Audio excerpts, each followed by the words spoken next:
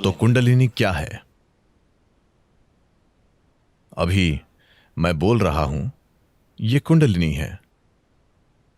आप सतर्क हैं और सुन रहे हैं। अगर आप सतर्क होकर सुन रहे हैं, ये कुंडलिनी है। एक फूल खिल रहा है, वो कुंडलिनी है। एक कुत्ता भौंक रहा है, वो भी कुंडलिनी है।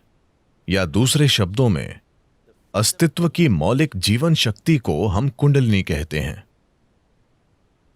अब सिस्टम के भीतर, मानव प्रणाली के भीतर, अगर आप इसे एक तरह के जीवन पैकेज के रूप में देखें, तो यह जीवन का एक टुकड़ा है।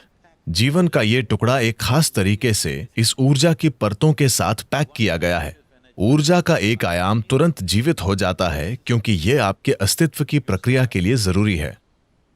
ऊर्जा के अन्य आयाम तब तक जीवित नहीं होंगे जब तक आप उनके बारे में कुछ नहीं करते, जब तक आप उनके बारे में जागरूक नहीं हैं और उन्हें एक खास तरीके से सक्रिय नहीं करते, तब तक वे अस्तित्व में नहीं आते। वे शांत रहते हैं। निष्क्रिय ऊर्जा उस ऊर्जा से बहुत बड़ी है जो अभी उपयोग में है।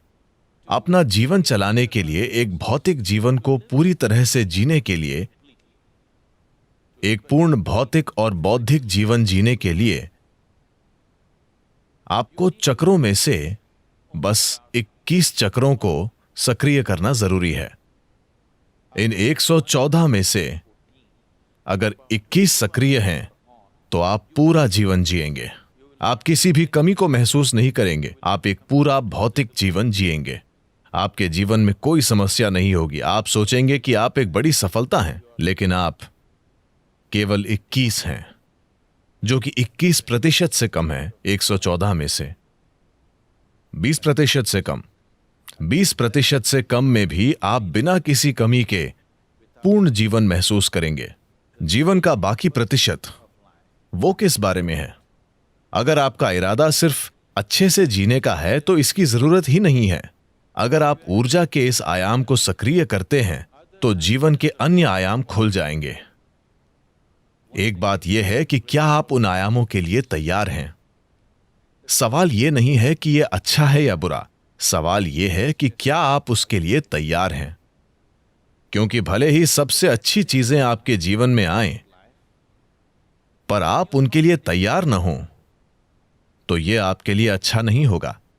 आपके अनुभव में यह अच्छा नहीं होगा। अगर कुछ आपके पास तब आया जब आप उसके लिए तैयार नहीं थे, है कि नहीं?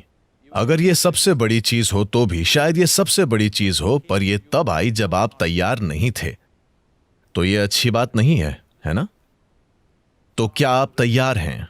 यह पहला सवाल है। अगर आप तैयार हैं, तो हम इसके लिए क्या कर सकते हैं? हम इसे कैसे सक्रिय कर सकते हैं? ऐसा करने के कई तरीके हैं, कई तरीके। लेकिन कुंडलिनी योग, कुंडलिनी योग अभ्यास से लोग परिचित हैं?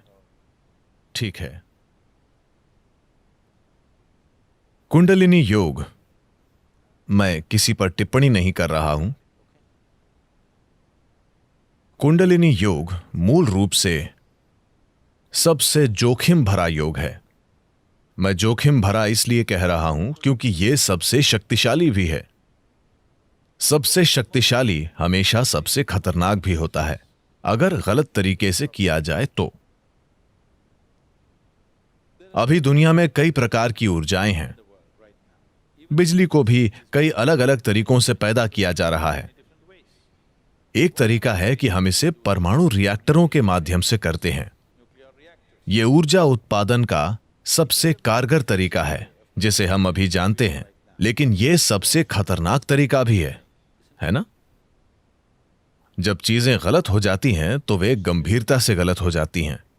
जब चीजें सही होती हैं तो यह दुनिया में ऊर्जा का उत्पादन करने का वाकई सबसे आसान और अच्छा तरीका है, परमाणु ऊर्जा।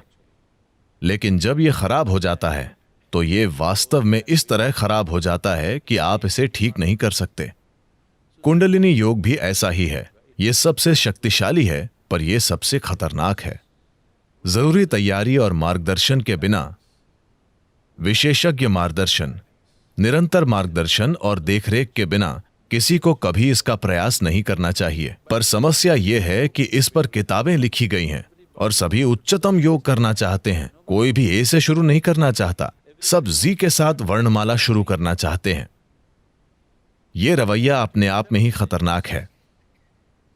जो शक्ति जीवन में परिवर्तन ला सकती है वो जीवन का विनाश कर सकती है, सिर्फ इसलिए कि जरूरी प्रतिबद्धता, समर्पण, ध्यान और समझ के बिना इसे किया जा रहा है।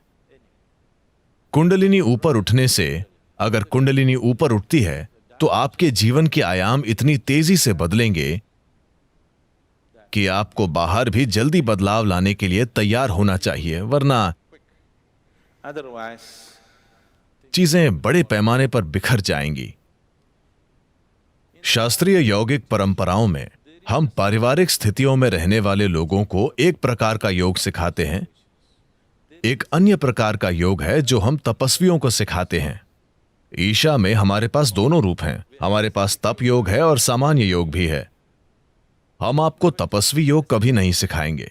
यह योग का सबसे शक्तिशाली तरीका है, लेकिन इसमें अनुशासन और फोकस की जरूरत होगी and focus. जो आप अपने सामान्य जीवन में नहीं कर पाएंगे। अगर आप उस तरह का योग करते हैं तो यह आपके बाहरी जीवन को तुरंत तोड़ फोड़ देगा। अब यह योग आपके जीवन में जोड़ तोड़ करने के लिए नहीं बनाया गया है, यह आपके जीवन को बेहतर बनाने के लिए बनाया गया है। जब जीवन बेहतर होता है, जब चीजें बेहतर होती हैं, आप अधिक पैसा कमाते हैं, आपका बिजनेस बेहतर हो रहा है, आपका पेशा बेहतर हो रहा है, आमतौर पर दुर्भाग्य से परम की तलाश करने की आपकी लालसा धीमी हो जाती है।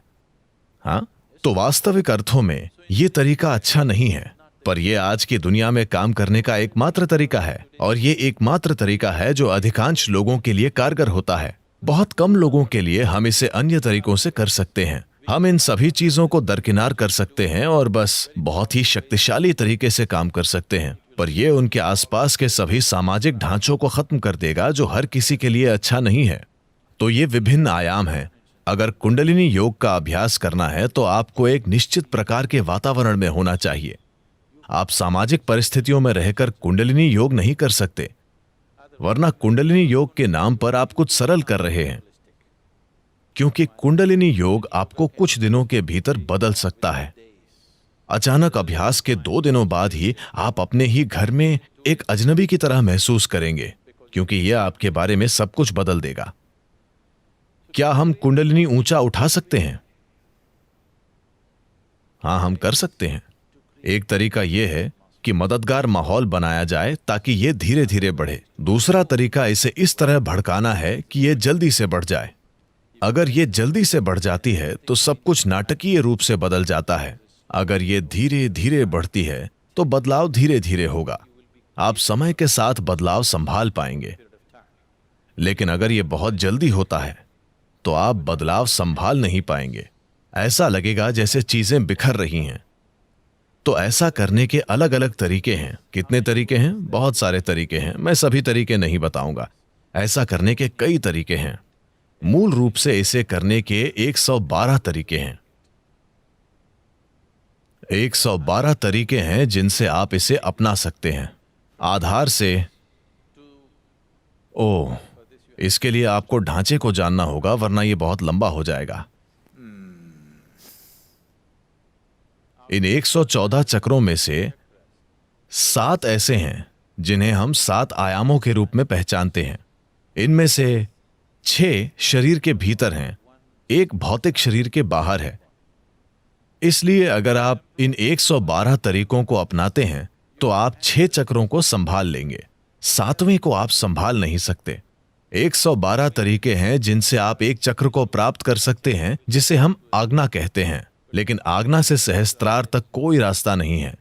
इसका कोई तरीका नहीं है। आपको बस एक खाई में कूदना है। अगर आपको खाई में कूदना है तो आपको पागल होना चाहिए या आपको किसी पर जबरदस्त भरोसा होना चाहिए। कोई व्यक्ति कूदो कहता है और आप कूद रहे हैं क्योंकि आपको किसी पर इतना गहरा भरोसा है, लेकिन जब वो जंप कहता है तो यह आपके लिए अच्छा ही होगा। आप बस एक बिना तल के गड्ढे में कूद जाते हैं। तो मूलाधार से आज्ञा तक की यात्रा, वहां पहुंचने के 112 रास्ते हैं, पर वहां से वहां तक कोई रास्ता नहीं है। ये सिर्फ एक छलांग है। वो विश्वास में, भक्ति में या पागलपन में हो सकता है। चुनना आपको है।